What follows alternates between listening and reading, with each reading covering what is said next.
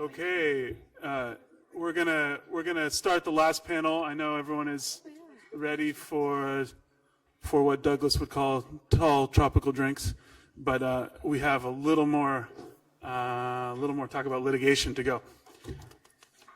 Okay, so welcome back to the final panel of the day.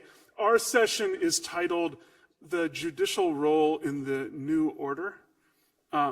What does that mean? Well, it doesn't mean that we're here to ask whether judges should fundamentally change their function in the commercial system. Judge Goldblatt will, I think, nod when I say, or he will confirm, that the judicial role is and will continue to be principally an exegetical one, resolving cases and controversies according to the judge's best understanding of contractual and statutory meaning, as well as established higher order common law principles.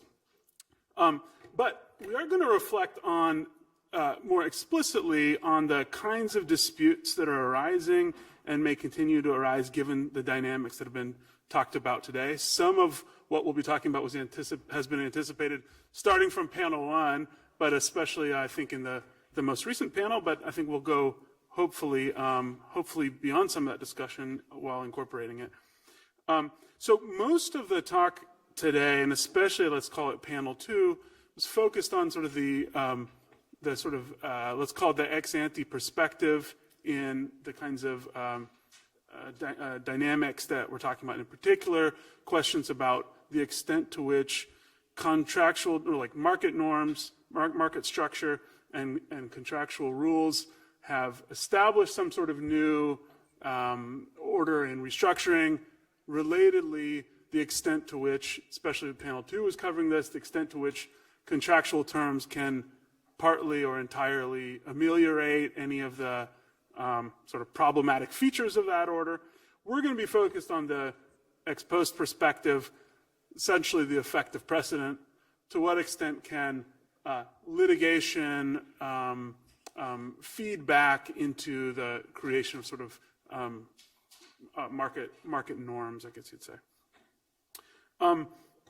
And to do that, we're going to have to talk about some pretty abstract legal theories that have arisen and are likely to arise. As that framing, I hope, suggests, there's not going to be one simple answer. There are a bunch of there's a variety of transactions at issue for students who are a little overwhelmed by all the different kind of cases and transactions that have been discussed so far. The problem is that's just how it is. There's a lot of different kinds of transactions with different economic significance, with different legal, formal significance, and so on. So the relevant legal theories are going to also vary. And then, add on top of that disputes can arise in different kinds of fora. The principal distinction that we'll be dealing with here is disputes that arise in state or district courts on one hand, versus disputes that are arising and being resolved in the bankruptcy courts. So you're going to have a matrix of forum and transaction type that means that we have a little bit of a complicated mess. So we're going to walk through some of the different possibilities, and necessarily that'll be a little bit serial, but I think and hope also that some themes may emerge that are more general about the nature of litigation in our current situation. Okay. So this panel, like I guess I'm supposed to introduce people. I admire Elizabeth's brevity. I can't be that brief with this panel though. So I'm going to tell you who we have here. On your left, we have Bob Rasmussen, the J. Thomas McCarthy Trustee Chair in Law and Political Science at USC's Gould School of Law, where he was dean for a better part of a decade. Bob is a fellow of the American Bar Foundation, American College of Bankruptcy, a member of the American Law Institute, whatever. And also, you should have all read his stuff. If you haven't, you're behind. My mother would agree with all that. Sitting next to me is Ronit Berkovich, a partner in the restructuring department at Weil. She has been involved in a ton of major restructurings. Again, if you don't know which ones, you need to learn more about our field, so I'm not going to list them.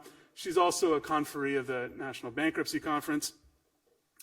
To my left, your right, is Douglas Baird, the Harry A. Bigelow Distinguished Professor of Law at the University of Chicago Law School, where he served as dean and has done a lot of other cool stuff like teach Bob and Judge Goldblatt and me bankruptcy, and taught a lot of other people in this room bankruptcy, so that's pretty good. He is a bunch of other things, including the chair of the National Bankruptcy Conference. And finally, on your right is Judge Craig Goldblatt of the Bankruptcy Court of the District of Delaware. He's a bankruptcy judge of relatively recent vintage, I think, about 18 months or so, but has already had to deal with some of the tricky issues emerging from dynamics that we've been talking about here. Judge Goldblatt is also a conferee of the National Bankruptcy Conference. So we have great people to talk about fights, I guess we'll call it. Okay. I want to start, and this is, by the way, going to be a very free-flowing panel. We talked about, like, well, each people will talk about different things. I'm scrapping that. Audible. This is free for all. It's late in the afternoon. We just go. So I'm going to start, though, before getting into some specific types of transactions and theories, I'm going to start with a kind of general question about something like, in litigation, the contest between, on one hand, the importance of words in contracts and resolution of disputes based on words, and on the other hand, principles. And I'm going to, I guess, ask Judge Goldblatt to start us off on this from the perspective now of a judge who, at some high level of abstraction, has to have in the back of his mind a kind of view of, where do I start? Do I start with norms of decency, fairness, whatever those things might mean, or do I start with words, and how do these things relate? And then we'll open up, but I also want to kind of force us to think about the comparison Jared made earlier in reference to his paper with Elizabeth about the contrast between what at least some people think we should be doing when we interpret or when we resolve disputes between creditors and borrowers on one hand, as compared to disputes between equity shareholders and managers, or in between different kinds of shareholders on the other hand. Can that distinction, where does that distinction come from, and is it justified? But let me start with Judge Goldblatt, and then people can fight him. All right, so just to kick off, so I should say, by way of preface, as someone who's not that interesting to begin with, because of my job, I feel the need to be maybe even less interesting than I would otherwise be. So I obviously will be circumspect in describing anything that has appeared or could appear in front of me. I'm happy to talk more broadly about the philosophical or more general questions. And that's a great teaser. I'm going to interrupt to tell you some CLE things, though. Terrific. I'm not that boring. At 3:30, now don't forget where Judge Goldblatt is. At 3:30, you were supposed to write down Midway. And then at 3:45, you were supposed to write down Ozark. Now, okay. had they written it down too late? Had they lost the elite credit because of our mistake? You'll make it if you act fast. So just to sort of start with your question. So my impression is that, different judges have different views of the world. And you see this, I think, a lot in bankruptcy. And I'm now thinking back to my time not that long ago as a practitioner. And you would see some bankruptcy judges who are very comfortable with the idea that the way this comes out is really all a function of their discretion, and it's about what they think is fair and just and right. I'll tell you, I'm not that judge. I didn't apply for this job in order to become the king, and very much believe that as a general matter, I'm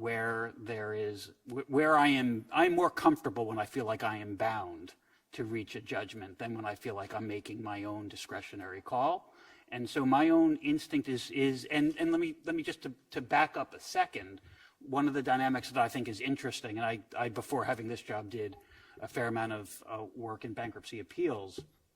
I think descriptively, without casting any normative judgment on it, there are probably more bankruptcy judges who are more comfortable seeing the world as leaving matters left to their own discretion, whereas I think the legal community more broadly probably has moved over recent decades from a world in which judges, this is all about relative emphasis, right? Because, every case involves equitable considerations and ones that are just application of law to fact. But I do think the legal community more broadly has, for a number of reasons, thought it more appropriate to view the job as the judge as obviously when the Chief Justice said during his confirmation hearings the job of the judge is just calling balls and strikes, that's not, you can't take that literally, but I do think there has been a shift from the job of the judge as imposing his vision, his or her vision of what is just and fair and right, to enforcing the deal, reading the statute, and not imposing on everyone else his or her own vision of what is what allocation of value seems appropriate. So I'll say I start with the view that to the extent there's a narrow way to resolve the dispute or one that doesn't involve my imposing my own subjective judgment on a bunch of commercial parties, that's probably better for everyone. So. Yeah, and that's interesting that you think that it's shifted in that way towards from less discretion or policy views towards more like following the words, because I think a lot of people would say it's gone the other way, especially in light of there being some very favored jurisdictions now for filing venue in bankruptcy cases, that there are certain courts or judges, some would say. I'm the second least interesting person here because I have certain types of clients, and so nothing I say is my own view. It's sort of some people are saying that those judges, those favored judges in favored courts, are applying a particular sort of policy goal, which is restructuring. Let's get to a deal. So we'll interpret the statute or we'll interpret the document in a way that is most favoring a restructuring, a reorganization, a quick exit from bankruptcy that is, generally company favorable and maybe less favorable to creditors or others who are objecting. Can I force a clarification here? Maybe is Ronit, is your view that view specific to bankruptcy courts and bankruptcy judges? And if so, what do you think drives the divergence? Because I mean, at least I wasn't around in the law world 4 years ago, but when I read the old cases, I mean, right, you read a contract case from the 70s, right? You understand how it's going to go. And we'll talk about good faith and fair dealing in a minute. I have a few students here, and a heuristic I teach is when they see a case that's about good faith and fair dealing, they're supposed to say, "Oh, I know what happens. The creditor loses," right? And that seems to be more. I mean, we'll get to that a little bit. But it seems if you go back to the 70s, that's not true.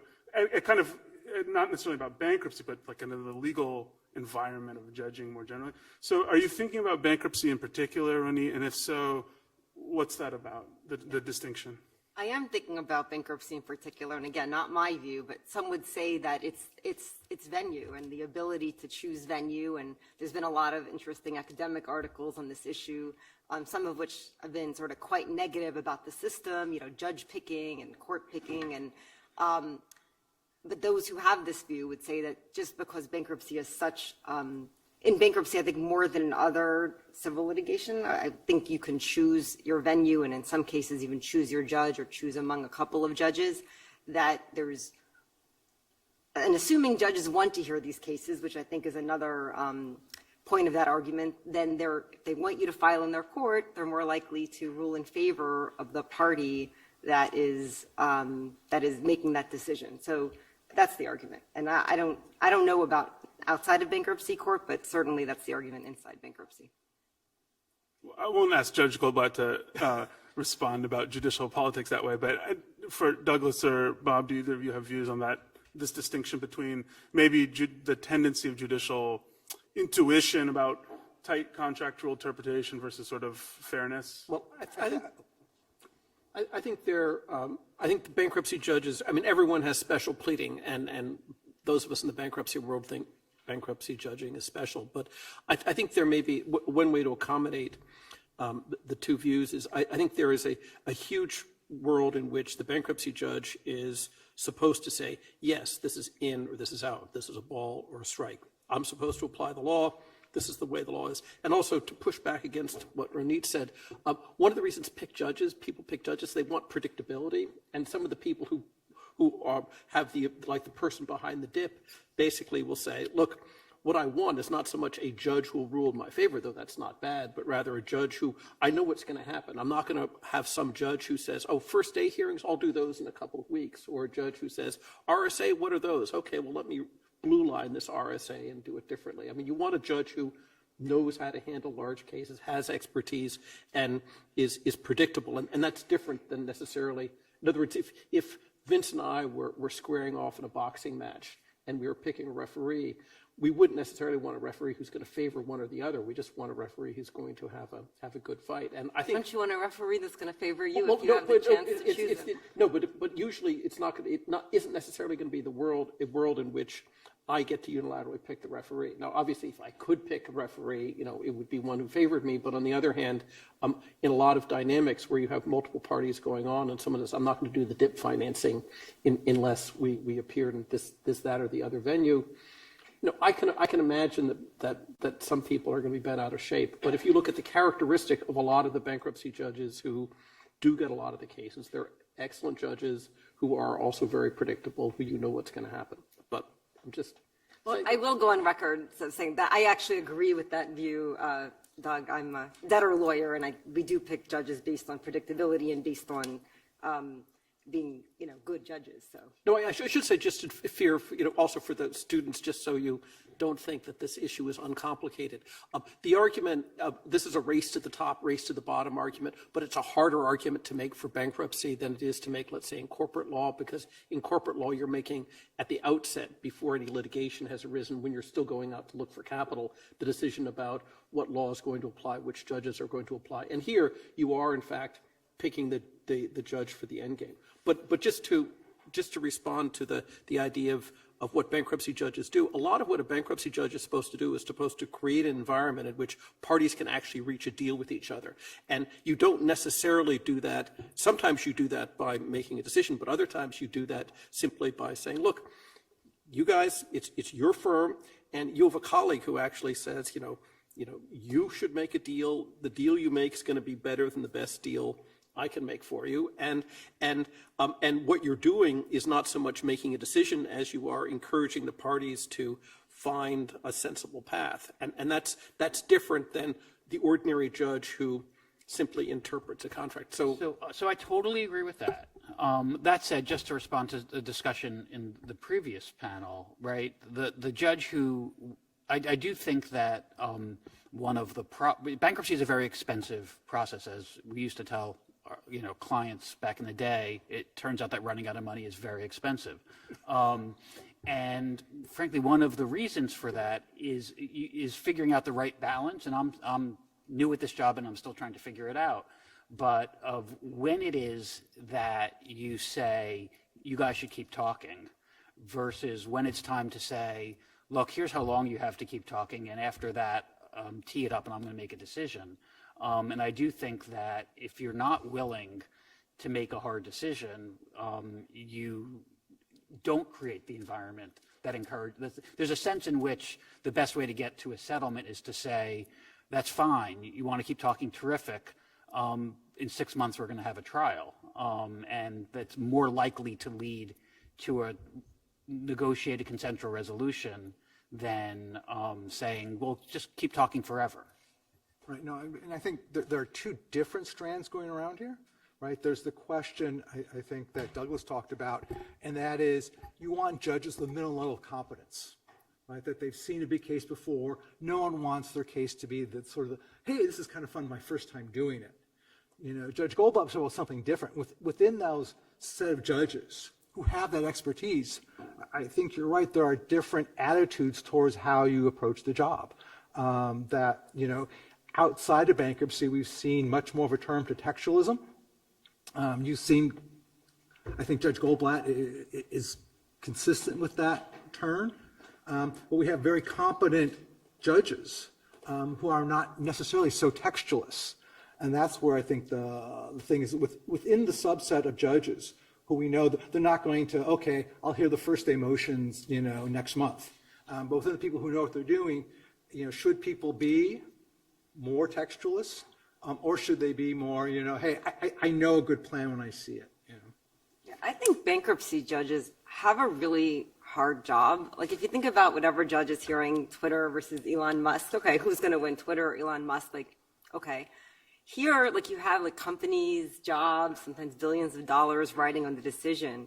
And sometimes parties put bankruptcy judges in very uncomfortable positions, right? Like, here we have a deal, we have 80% of the creditors supporting the deal. We've spent months and months and months negotiating this. And, you know, you have to approve all of these aspects of it, 1 through 10, and we'll put on evidence that says that if you don't support, you know, point number 8, the entire deal will fall apart and this company will go into liquidation. Well, point number 8 is something that these 10% of the creditors are saying, wait a second, we don't like this. And maybe they have law on their side to support this. So you get to the confirmation hearing or the dip hearing or some other big hearing, and it's common to tell the judges, if you don't approve this, the end will happen. And, you know, sophisticated counsel will give the judge some support for their position, something, you know, the quote we use is something to hang her hat on, right? And here you go, judge, on a platter, this is the deal, you can get us out of bankruptcy. And the judge has to make sometimes a very difficult decision, you know, calling balls and strikes with so much at stake is very different, I think, than just calling balls and strike in A versus B two-party dispute. Now, Ronit, I have a question. This, you know, you talk about the judges, and you say you think about the judge. At what point in the process, after you've been called by a debtor, do you start thinking about the judge? How far down the plan formation process are you when you say, well, I really think we're going to go to, I don't know, hypothetically, say the Southern District of Texas, just to pick something random? Well, after we've identified the issues that will be relevant to that debtor, so for example, does the debtor have IP licenses that it needs to assume? And just as one example. So we're not going to California. Yeah, right. We'll identify the key issues, and there's some issues in every case, and then we'll determine where this particular debtor has legitimate venue, right? Are they incorporated in Delaware? Do they have facilities in Houston?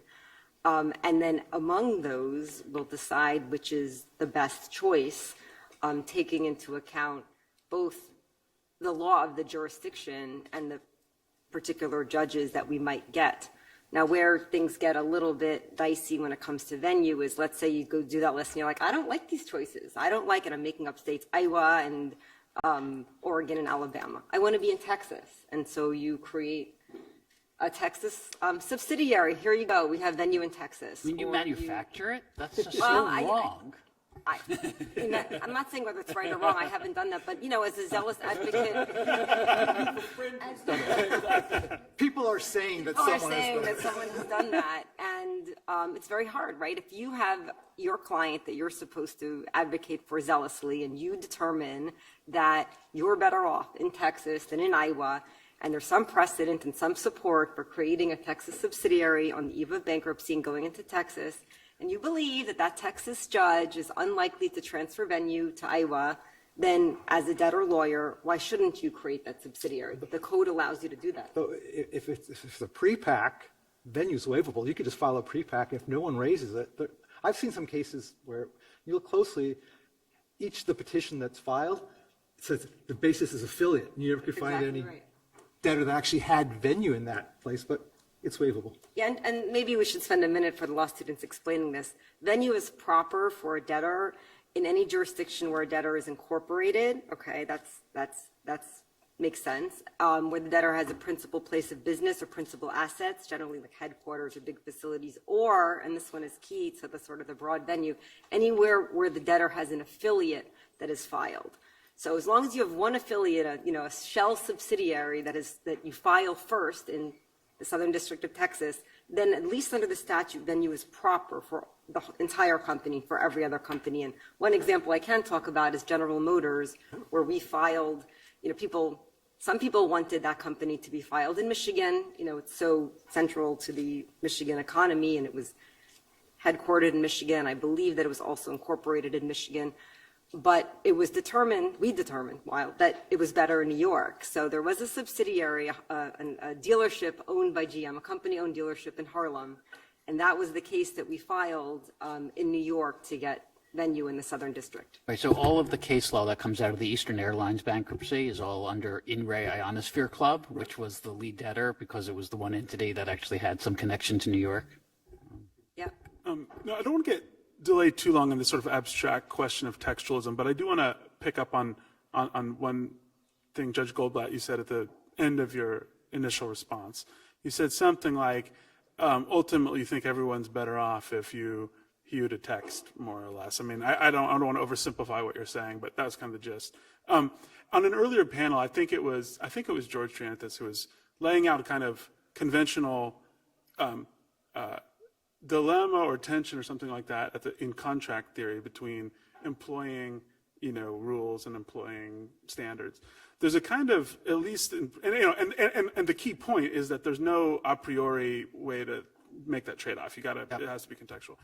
There's a kind of, it seems to me, parallel question about the way that, if you're thinking about optimal judging, it would be something similar, like ex post, judges have there's some question about how narrowly or concretely to read contracts versus how informed by a sense of various kind of sense of appropriateness or sensibility of a transaction or something like that.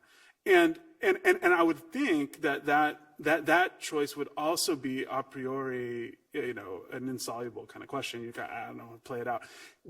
So I guess a question is not necessarily for your own judge, but like as a, how should judges think about this, given that it doesn't seem, at least as a matter of theory, that there's a kind of reason to prefer one or the other. Right. Well, let's back up. And you've got to think differently about statutory problems versus contractual problems. If the parties made a decision to use general standards, then we enforce the general standards and we do it to the best of our ability. And there are times when you have that. My own sense is that when we talk about the intercreditor violence problem that, brings us here today, that most of the sort of standard credit agreements and indentures don't generally have language that says, best efforts and good faith and reasonable conduct, but they have quite specific terms. And I guess my sense is that if the parties gave us quite specific terms and they're defined like in, very small font that goes on for pages and pages, that the expectation is the judge will not say, actually, I think what they wrote down is a really bad idea and I've got a better idea for what this deal should look like, but you should give effect to the deal as it was written.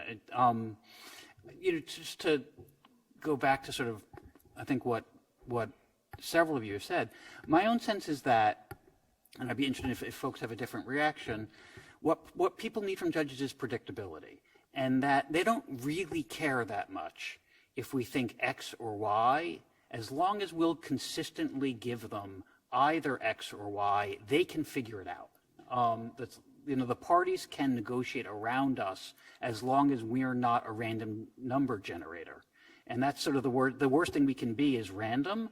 And as long as we're reasonably consistent and reasonably predictable, the parties can figure it out. And I guess my own view is that we're more likely to be predictable if we hew to something that everyone can look at and figure out what it is, and that to the extent our guidepost is our own subjective assessment, it's harder to be, not impossible, but harder to be predictable for parties. Well, let me push back a little bit. I think there's a big difference between interpreting a contract and interpreting a statute. So if you're interpreting a statute, especially if it's an indenture, especially if it's a form indenture that is bought and traded, there's a lot to be said for making sure that there's a particular interpretation and you've handed down that interpretation. People are going to be aware of it. People are going to write about it. And if people want to change it, fine. If they don't want to change it, that's fine. And there's actually something valuable about having a piece of paper where everyone in the marketplace knows what it means.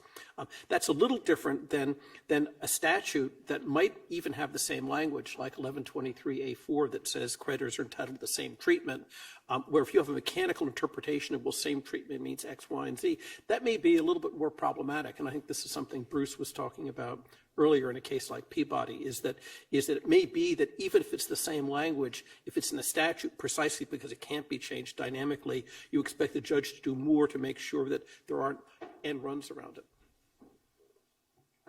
something, Judge Goldblatt said that all people want is predictability, and some would say that's very cute, but if you predictably are not going to approve my third-party release, my non-consensual third-party release, then I won't file in Delaware, right? So I think it Yes, really is but what if judges, I mean, haven't we, I don't want to talk about third-party releases, but if we simply had a clear rule about third-party releases, why does that interfere with your life as a debtor's counsel? You basically know what the playing field is like. Or if we have a clear rule that says you can't play these games with, I'm not saying you, one cannot play games with backstops. And that's just the understanding that people have everywhere, then that's not going to hurt you. I think that's the point that you said, that's the understanding people have everywhere. So as a debtor lawyer, predictability, and I would say uniformity and predictability on a particular point makes my life much easier, because then if every jurisdiction didn't approve non-consensual third-party releases or backstop agreements, and then it would make it easier for me to negotiate with whoever I'm negotiating with. Well, sorry, we can't approve your backstop, your exclusive, private placement arrangement, because there's no court in this country that will approve that. If only That everyone be would better. agree with me. If everyone, but it's a lot, it's harder, and as a debtor lawyer, it makes my life more difficult, where the creditor can say to me, no, if you just file in Texas instead of Delaware, then I know that we can get this backstop agreement approved, because, in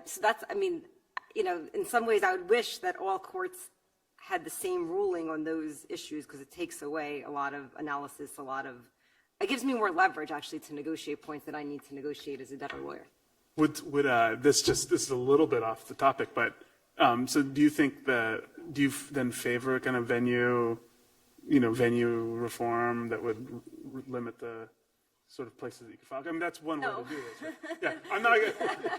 Yeah, I did think Weil or Kirkland is trying to do that, right? No, but just, I guess if some of these I want the law to be the way I want them, right? I believe third-party releases are healthy and good, let's just say, right? Then I want the law to be uniform across jurisdictions, if that's the right answer.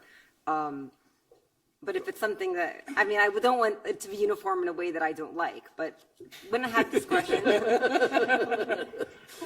Right, we have a federal system, and we have a structure that's supposed to get eventually different interpretations. The Supreme Court decides which one is right. Unfortunately, we have doctrines in bankruptcy that prevents that. My sense is we have uncertainty that lives longer in bankruptcy law because of actual mootness than we do in other areas of, let's say, especially statutory interpretation, third party. Yeah, you don't see a lot of decisions beyond the bankruptcy court level, for example, on this issue of the backstop agreements in Section 1123A4. I know of only one circuit court that's ruled on it, because once the bankruptcy court approves it and it goes, you try to get your plan effective as quickly as possible, then it's pointless for any creditor to even appeal, because for the most part, an appeal court would probably find that it's equitably moot. Sorry, the egg was scrambled. Even if we believe that the bankruptcy court should not have approved that backstop arrangement, we cannot fashion a remedy. So therefore, we dismiss your appeal. So knowing that ahead of time, people are not going to appeal these issues. Well, let's get a little bit more concrete, and I think one way we can focus on some of the moving parts here is to think about the kind of class splitting transactions in, I guess I'll say, three different postures. One would be, and by class splitting, we're going to include the kind of up-tier exchanges like Inserta, Trimark Board Riders, as well as not necessarily up-tier exchanges, but sort of priming type transactions like in TPC that Judge Goldblatt dealt with, and other kinds of class splitting like some of Peabody and so on. Three postures. One would be the transaction occurs outside of bankruptcy and the litigation is brought outside of bankruptcy. We'll start there, but then the second one will be transactions brought affected outside of bankruptcy, but then what kind of disputes can be brought if the company ends up filing, and does that have a feedback effect? And should that case be thought of differently in some sense because the dispute is lodged in bankruptcy court, even though the transaction happened before? And then finally, what we'll get to is class splitting transactions where the transaction itself is engineered in the Chapter 11 case. I think there's actually a fourth kind, which is the RSA done outside of bankruptcy that tries to set and establish the table for what the bankruptcy looks like. Okay, let's add one more dimension. That won't make things too complicated. So let's start though with the kind of the transactions like Trimark, Board Riders, Sutter Simmons, where you have a class, where you have a company that offers some kind of treatment to a bare majority of lenders in order to get an amendment, in order to get priming credit. Litigation gets brought, as it has in fact been brought. Of course, there are contract-specific kinds of claims that can be made narrowly about the meaning of particular terms. Maybe let's not get bogged down in that, because that's too sort of transaction-specific. But there are also some generic kinds of principle-type theories that creditors can and have brought in those kinds of cases. One obvious one is a good faith and fair dealing kind of claim. There maybe there's a fraudulent transfer sort of theory. I guess I want to start by just opening the floor to say, in that sort of setting where the litigation is going to be brought in either New York State court or maybe in district court, how do we think about how judges are likely to view those sorts of arguments? Now, we've already had a couple of rulings, but what do we expect from that going forward? What have we seen? What do we expect going forward? And what's the right way to think about that sort of litigation posture? I don't know who wants to start this one.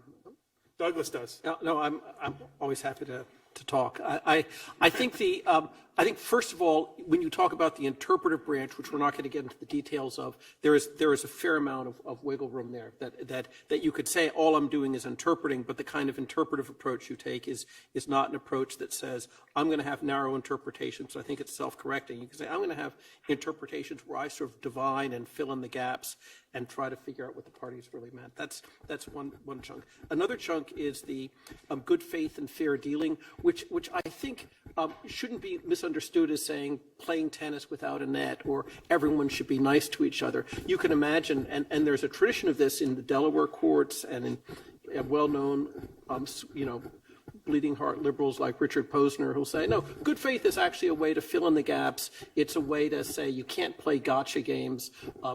We're going to interpret these agreements sensibly. We're going to agree that reasonable parties decided this. Then I think there are non-trivial fraudulent conveyance arguments. As a general matter, I think those, and also I think there is also this impulse to say they're fiduciary duty type arguments. I don't think those are going to go anywhere.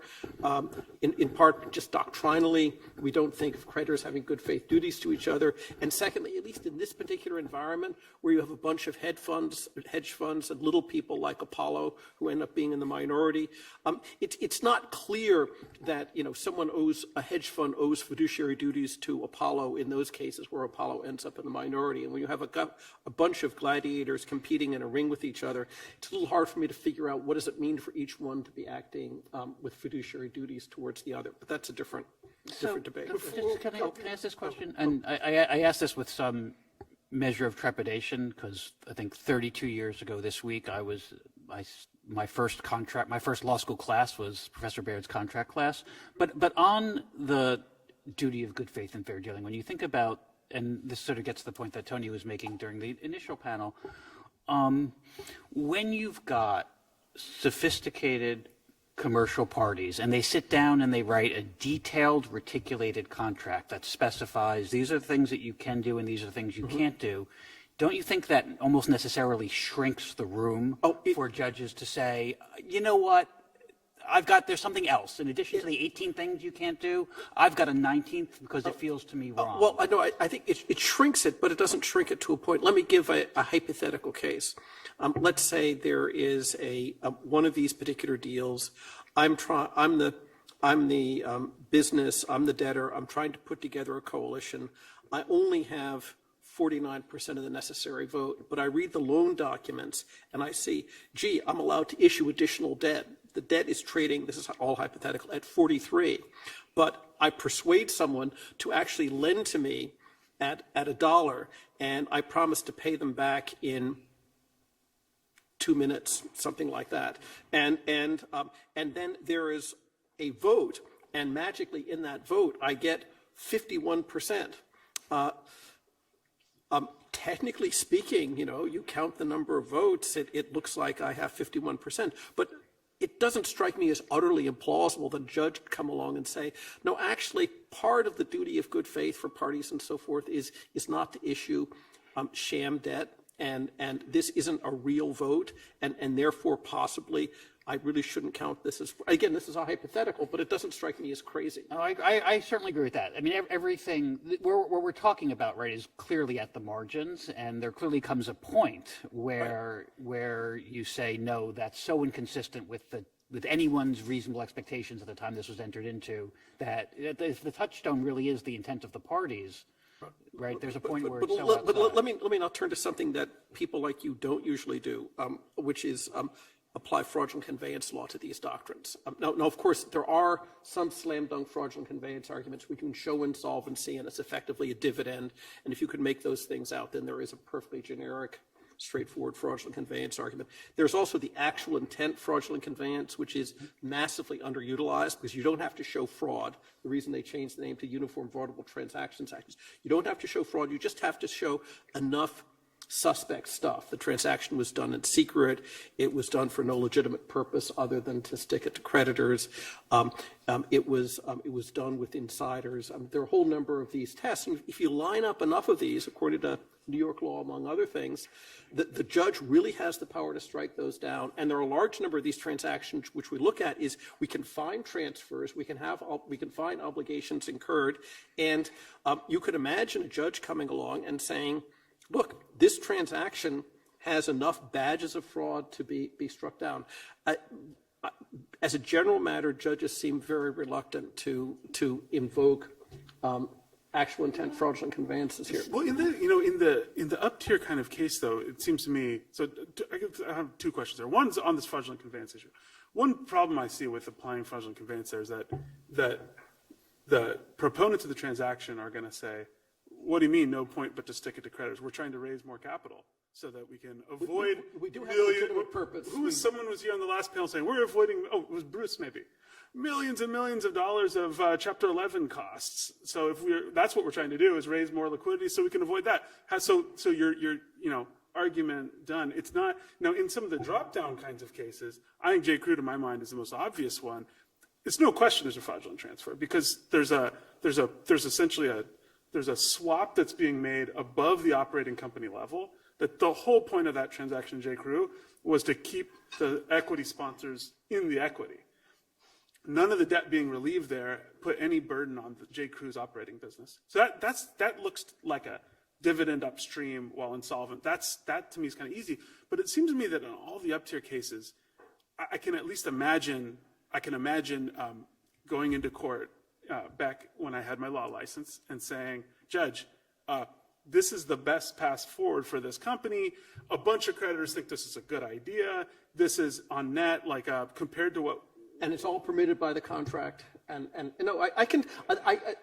saying, remember, my prediction is there's going to be blowback against these fraudulent conveyance arguments. But I think there are non-trivial arguments to be made here, but we don't tend to see them. Well, what about, let me ask a little bit more about, so Douglas framed up the good faith and fair dealing argument with respect to the up-tier type transactions. What do we think about the merits of that kind of claim? And one thing I want to, suggest is one possibility is you could have, Douglas is talking about the transaction where a debtor issues what we might call sham debt in order to get over a voting threshold. It's possible, or I will suggest it is, to say that it violates the duty of good faith and fair dealing whenever some kind of deal is left open only to some subset of the lenders and not the others. I'm not so sure because it's perfectly possible to write a pari passu clause. People have been done that for hundreds of years, and if you don't do it, it's a dog that doesn't bark. So I will point out this is maybe so I'll hear from others, but I will point out if you go back to the Chancellor Allen's opinions back in the 80s, and this is in the bond context, not in the loan context, but he's got these exit consent cases. The most famous is Katz against Oak Industries, everyone here knows, but then also in Katz against Eastern Airlines. And, the holding of these cases is that the exit consents are fine, even though there's no textual statement one way or another in the indenture. But he says in them, well, I mean, obviously this is a different case if the exit consent offer was only made to some of the bondholders. Different case. That might violate good faith and fair dealing. No, I mean, if you look at I think one of the mistakes that people are making in this area is they're talking about bond indentures and exit consents and the law that arose there. And that was just a different universe.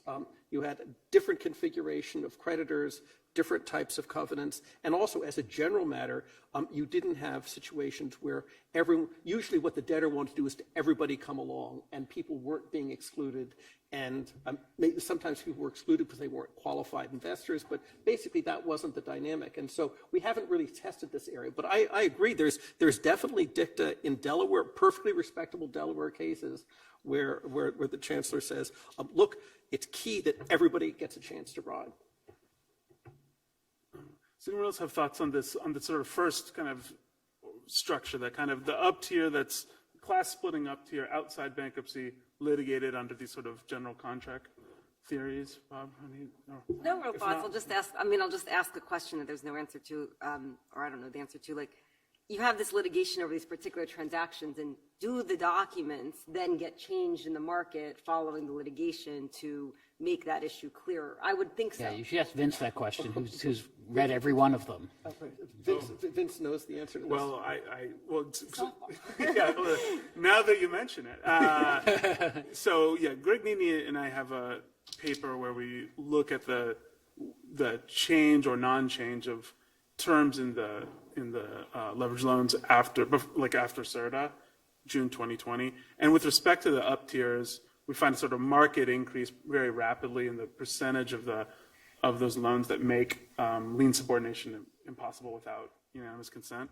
So in that, I mean, it's not 100% of the loans or anything, but it went from something like 35 or 40% to like 70+% of the loans preventing these kinds of transactions within 6 months. So, So one thing I find interesting, so, someone referenced the manufacturer defaults earlier on CDS. I was listening to some people actually trading the stuff, and that actually came before, I think, ISDA, right? And it wasn't like, this was wrong. It's like, oh, wow, that's really cool. You guys found a hole. They didn't want the judges to go in and say, what we really meant here was real defaults. They said, no, in future cases, we'll change the master agreement to make sure we don't allow these things. But what we really do want is the judges to be like Judge Goldblatt suggests, and just read the contract, and if there's a problem, we're going to live with it and change it, because at least, in future cases, he's not going to think, oh, I knew what you really wanted to do here. Yeah, I mean, maybe this is an anomalous view. I actually find this to be a happy story, right? There are documents, they are imperfect. Someone takes advantage of the imperfection. The judge just applies the language as he or she sees it, and then the parties fix the language, and we move forward. Now, I get and I hear and respect the argument that says, no, this is whack-a-mole, and we're never going to be able to keep up, and these really creative people will always find something else. And you can't do that with a statute. And you can't do that with a statute. That's right. That's right. Well, theoretically, we presume Congress has the ability to change a statute. I understand in the real world that isn't exactly, right. But in any event, I do think, though, that what your research shows is, look, the world doesn't come to an end if you just apply the deal that the parties, present you. If that's not what they mean, or if they hadn't thought of that particular loophole, they can fix it. So that raises a related question. And I think one point is it's got to be the case that the sort of propriety of judges applying broad principles flexibly is going to be correlated, or I guess maybe inversely correlated with the propensity of the innovators to be able to play a whack-a-mole game. So in other words, the more plausible, Ken had a story on the second panel, I think he's been kind of the probably leading expositor of this view, that the innovators here in these complex contracts are always going to be sort of a step ahead. I think it seems like the more you think that that's the way to think about the world, the more justified judges are going to be in applying a kind of general standard.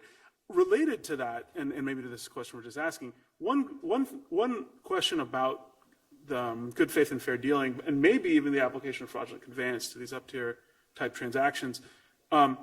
Does the amount of time that has lapsed since like the first market surprise, does that matter for the way that the doctrine's applied?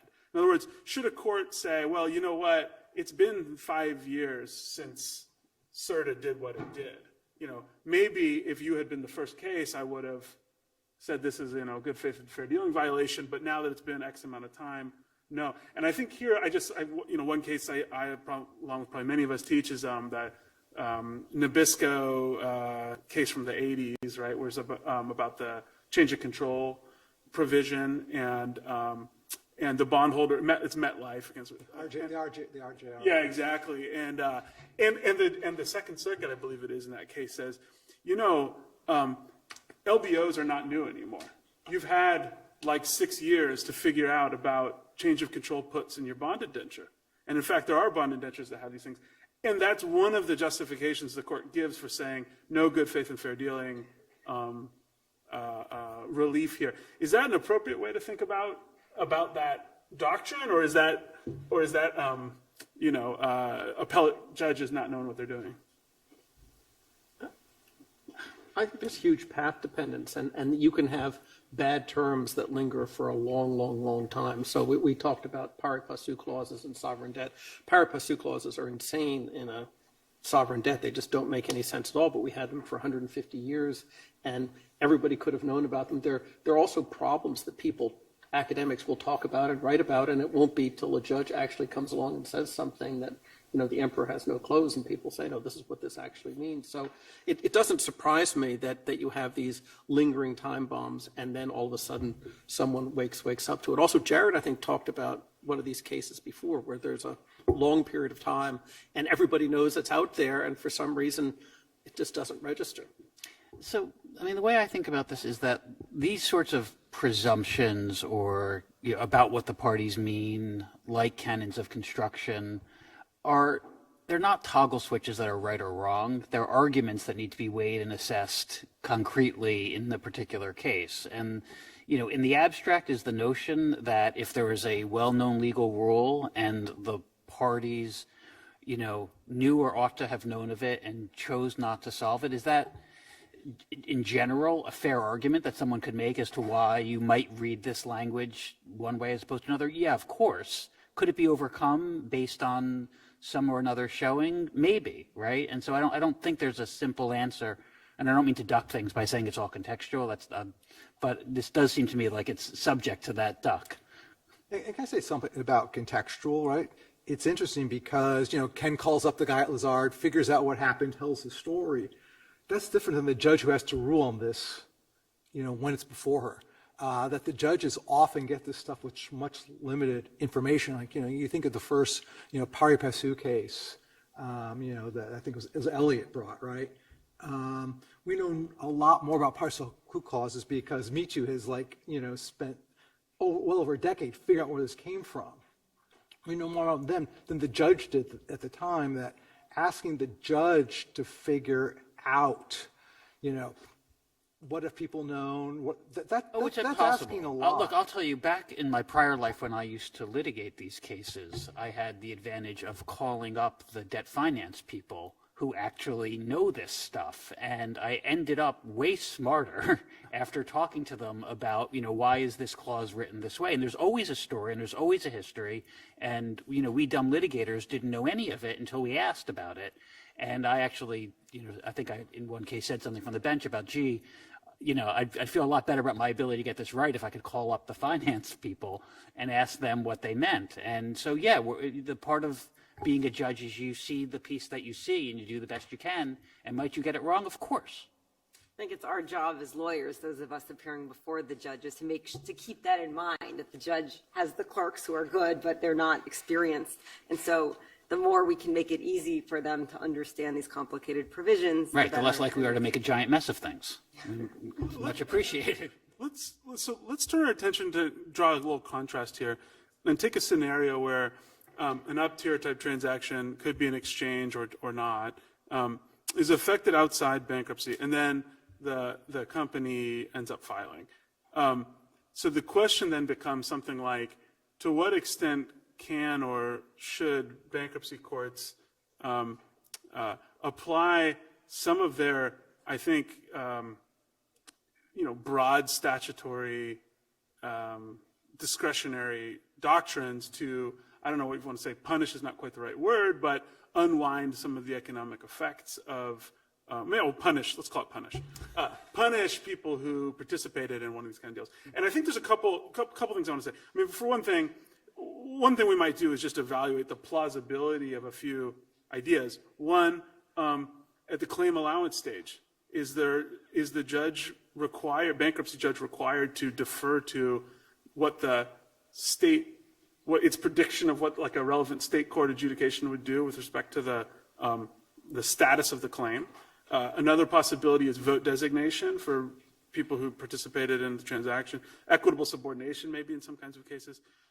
So those are doctrines that are designed to be, or I think most people think of them as being designed to be discretionary at the bankruptcy stage. And part of what I think I want to ask about that is twofold. One, Douglas is one of the people who has argued, I mean, this is a long time ago, maybe, but most convincingly argued that, like, to the extent possible, you want the rules in the bankruptcy forum to mirror the way that they would apply outside the bankruptcy forum. That has a lot of salutary effects. I think we can all agree with that.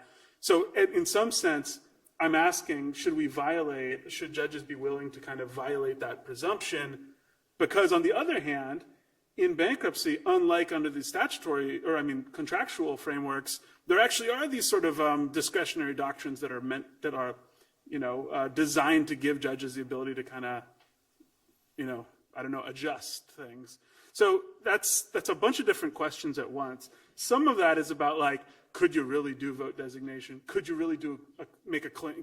Could someone object at the claims allowance stage to the status of some super priority claim and get away with it on the ground that the bankruptcy judge is like, no, that transaction you did out there, I understand that New York State court thinks that's okay, but that's nonsense. That lien doesn't exist the way you think it does, and so on. So that's, again, a bunch of questions, but I think it'll help draw out the question about whether forum actually matters in the way we think about the propriety of certain kinds of dispute resolution versus others. Yeah, I'll take it. This is very interesting. I mean, unlike deciding whether something is treatment on a claim or, whether it satisfies 364, right? Vote designation, equitable subordination, I think we call them squishy or wiggly doctrines. Like, by definition, they're very discretionary. They're based on bad faith and misconduct. So, and without a lot, I think, of guidance as to how that should be applied in any particular circumstance. So a judge has a lot of discretion on that. But I would say that the standards are very high for both of those. The type of misconduct that has to get you into equitable subordination or vote designation is, like, really bad stuff. And I don't think engaging in a transaction that's borderline and actually satisfies state law, right? Like in your hypothetical, I think the judge is comfortable that this is a valid claim applying state law principles, yet nevertheless, I don't like it, so I should designate the vote or I should equitably subordinate it. That sounds like going a little too far to me. Pushing back, but only slightly, Pepper versus Litton, which is sort of the source for a lot of this, opens with Justice Douglas invoking the statute of 13 Elizabeth and fraudulent conveyances. So to some extent, I think all these things are of a piece with the actual intent fraudulent conveyance argument. If you're doing equitable subordination, not equitable subordination because you did something bad, not you, but a creditor did something bad in bankruptcy, that's a slightly different doctrine than you did bad stuff before bankruptcy and therefore you're going to be subordinated.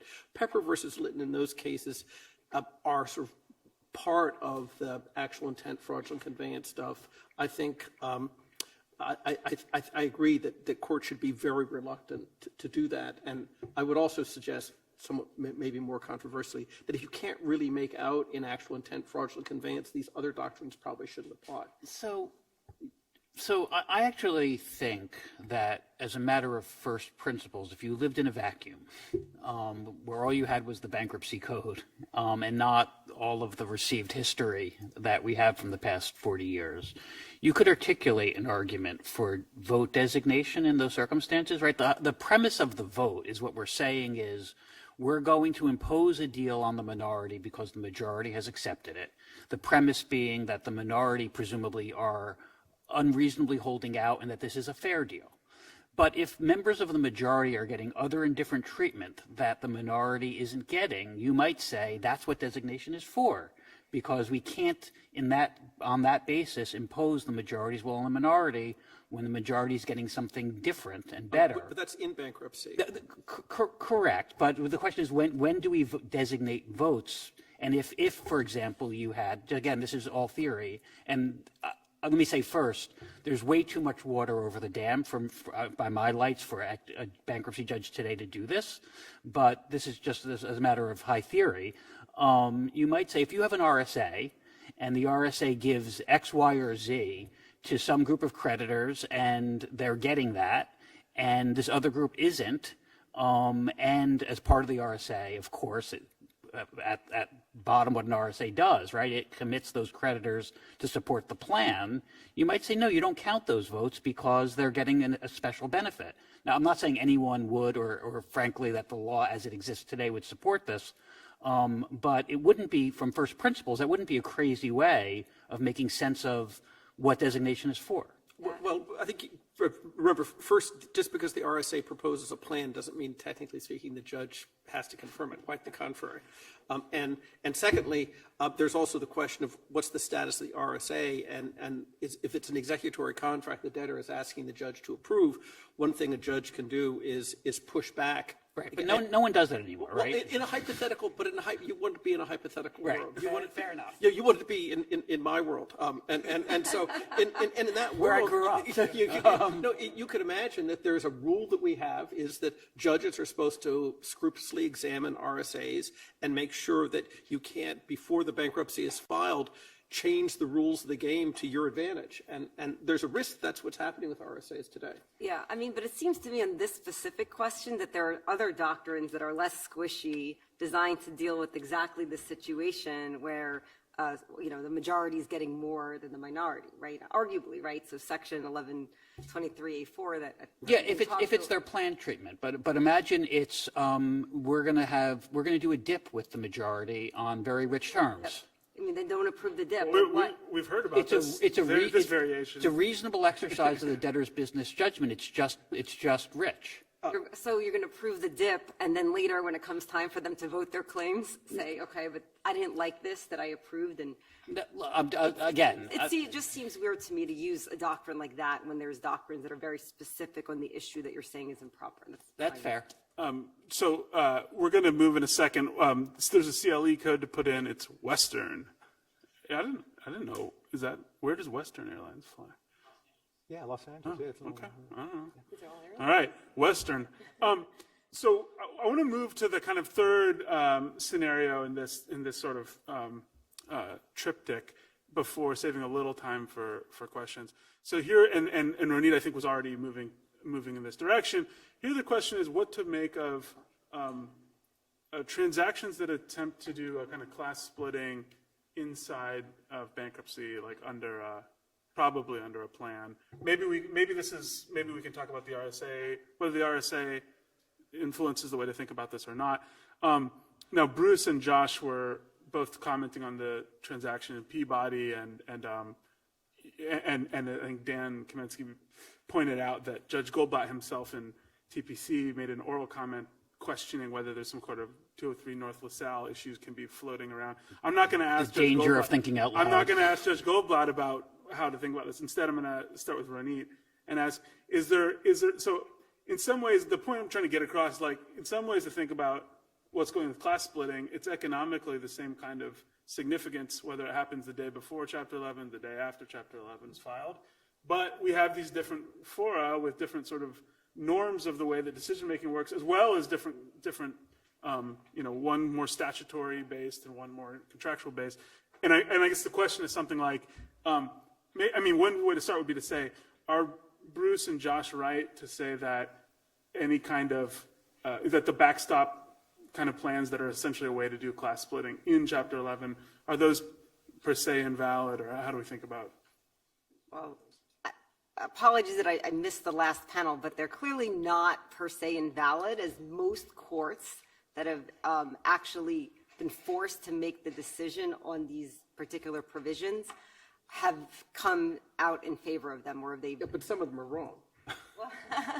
Well, I think it goes back to the point that I was making earlier, that it's very hard for a judge to say at that point that this, when so much time has been spent on putting together the deal, that this deal cannot go forward.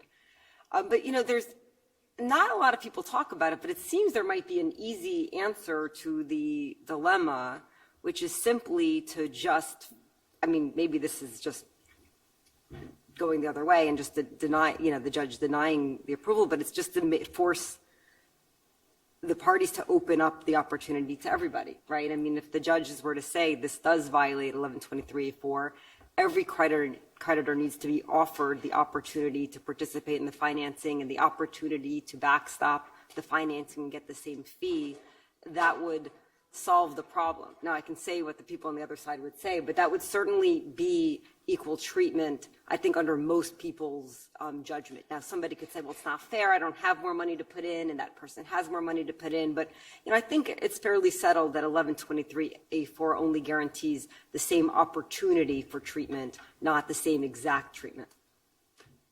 I think there's a little bit of a danger here in that 1123A4 is not the elixir that cures all the problems, because there are a lot of problems with plan formation that are cut from the same cloth that have nothing to do with distribution. And so the extreme example I like to give is we have a CEO who's not an equity holder, has no position in the capital structure at all, but somehow has something to say about the shape of the plan. And you've seen plans in which the secured creditor is going to credit bid, the secured creditor is going to end up with the equity of the company, and the manager the debtor supports the plan, and it turns out that the manager is also going to get a consulting contract with the reorganized company. And the consulting contract is going to require the manager to provide strategic advice, and the recommendation from the secured creditor is to think strategically. The manager should move to Florida, throw away his cell phone, and think strategically, and the secured creditor will call him when the time is right. There's no violation of distributional norms, and the $2 million the CEO gets is not it doesn't give unfair treatment to his claim or interest because he didn't have any. Yet one rather suspects it's possible that this guy who ran the company into the ground is really being valued for his strategic advice. It's also possible they're actually smearing him and persuading him to support a plan. I think that may be objectionable in the same way that you need votes to get a plan across the line, but you can't use 1123A4 to stop it. Yeah, I think that would have to be disclosed, and then I think there you have the proposed in good faith. Prong of 1129. But you could use 1129A3 for a plan that has a huge backstop.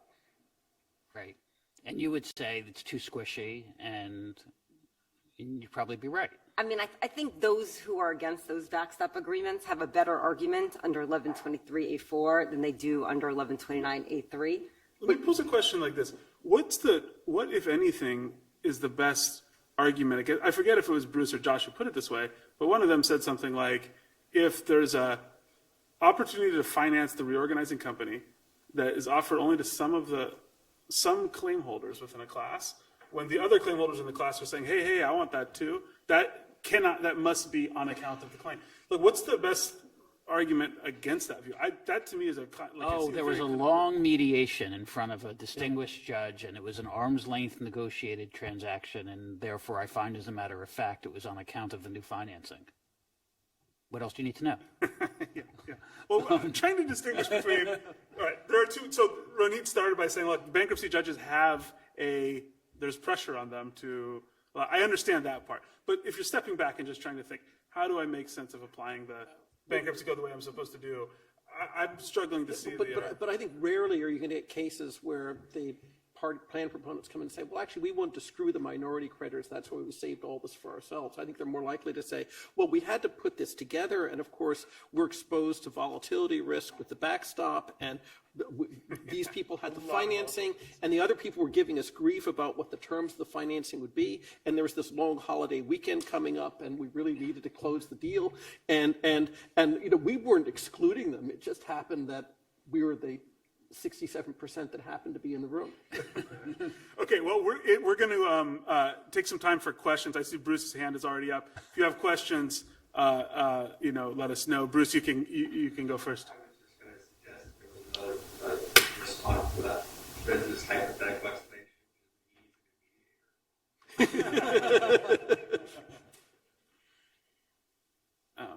Other questions from anyone here? I know we're getting late. If not, I have some more questions, but Jared.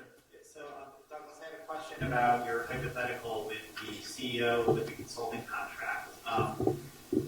Doesn't proposing a plan in good faith take care of that? Actually, as Judge Goldblatt said, that's the way he would take care of it today. Okay. Unfortunately, Ronit's going to read that opinion, and tomorrow in her new case, she's going to say, well, gee, we can't really do that way. So what I'm going to do is propose a 363 sale where the secured creditor credit bids, and same consulting contract, but you can't use 112983 because there isn't a plan. Ronit's very clever, isn't she? But I think it's the same case, and Right, the structured dismissal, by the way, there's no priority skipping there if you did a structured dismissal, same way. Yeah, Right? In your hypothetical. There's no, I think someone has views about structured dismissals. Only when they evade the priority scheme. yeah, and there's no priority violation because he doesn't have any equity, right? So yeah, 363 sales, structured dismissal, maybe there are other ways. No, I think this is the argument for why you want to have judges with why these broad equitable powers to some extent make sense, because you can find some hooks like vote designation explicitly in the code, 1129A3 explicitly in the code, but if you're simply relying on those hooks, I won't. Debtors' lawyers may be able to put plans forward or figure out solutions. But, you have to worry about clever law professors come with hypotheticals to then give judges a free rein to go looking for these things, because how much are you going to try them to figure out, okay, here really was sort of just a tip to the CEO to approve the plan that I wanted.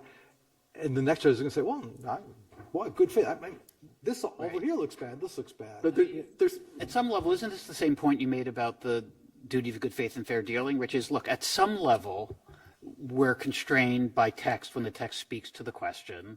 And at some level, when you've got a problem that's clearly uncontemplated by the words, you have a residual authority to rely on equitable principles. And no one really disagrees with either of those points at the extreme. And what we've got is figuring out the relative perspective of each of those ways of thinking about life. Yeah, or the question is, where is the line, right? For all those squishy doctrines, it's kind of like I know it when I see it, and it's hard to come up with a rule that will apply the same in every case for every little hypothetical. because you probably have seen tips to the old CEO before.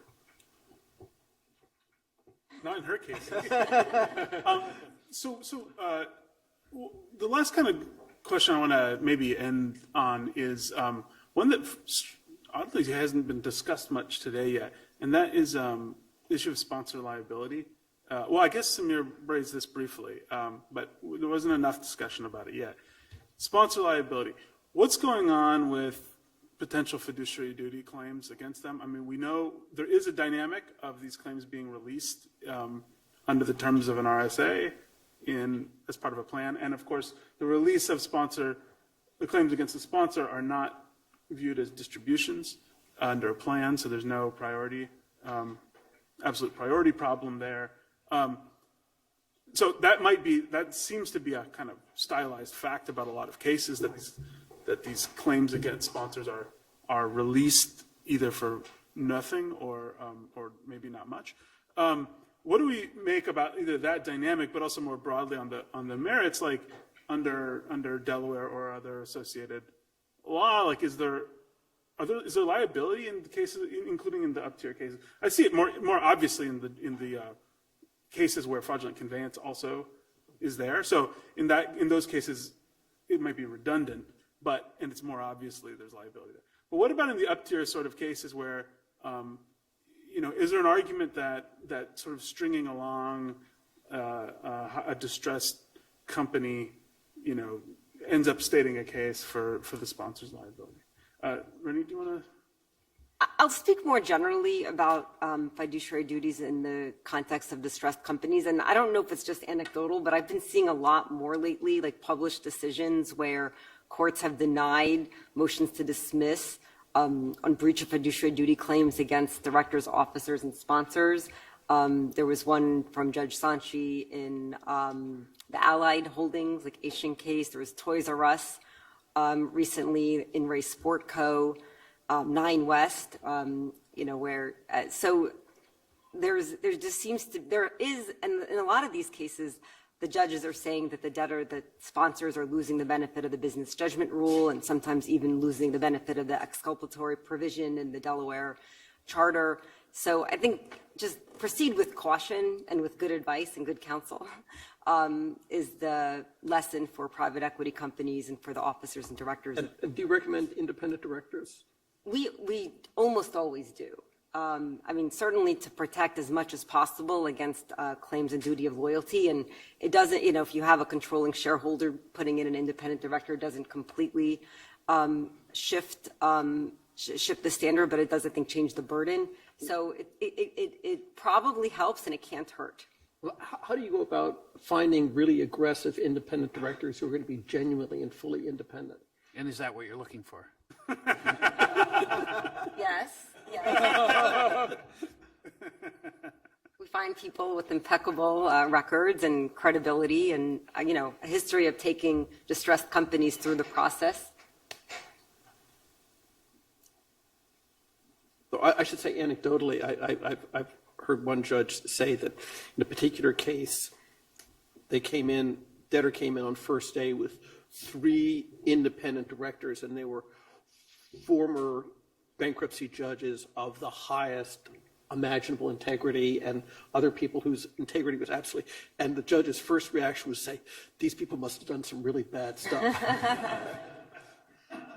It's been an area that's been criticized. I think many of you know the use of independent directors in these contexts, and the accusation in articles has been that they're bought off, I guess. Somebody else could make the argument probably more than I can, but that they're not actually independent, and that they're there to do the company's bidding and approve bad things and overlook bad behavior. that's the allegation. That's not the way I view it. Okay, that's we've all learned a lot today, so I think we're gonna call it there. Ronit says things are fine. Trust the debtors' counsel. Nothing to see here. At 5:15, you have the code to input, which is Reno, like Nevada, and I guess they flew out of Reno, something like that. Someone's going to have some last comments for us to take us away, but thanks everyone for being here. This has been a lot of fun for all of us, and thanks to the panel.